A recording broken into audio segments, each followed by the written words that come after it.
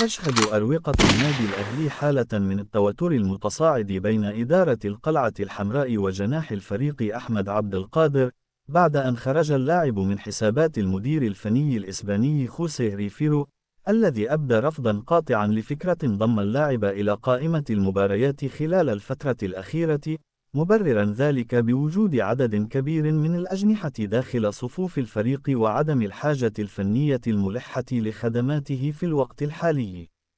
وفي المقابل، حاول أحمد عبد القادر فتح باب الرحيل أمامه من خلال مفاوضات مع بعض الأندية الخليجية، غير أن هذه المحاولات تعثرت بشكل ملحوظ بسبب تمسك اللاعب بشروطه الخاصة، إذ طلب أن يكون العقد لمدة موسم واحد فقط، مع تضمينه شرطا جزائيا قيمته $1,000,000، بينما تمسكت الأندية الخليجية برغبتها في التوقيع معه لمدة 3 مواسم كاملة، الأمر الذي أدى إلى تراجع بعضها عن استكمال المفاوضات والتوقيع معه.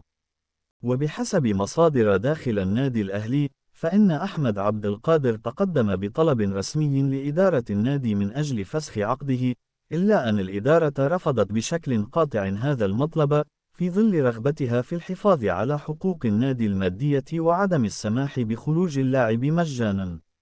وفي الوقت نفسه، تحاول بعض الأطراف داخل النادي الضغط على المدرب الإسباني خوسيه ريفيرو لإعادة النظر في موقفه من اللاعب ومنحه فرصة جديدة بالدخول في قائمة المباريات، إلا أن المدير الفني ما زال متمسكا بموقفه بسبب قناعته الفنية والاكتفاء بالعناصر المتاحة لديه في مركز الجناح.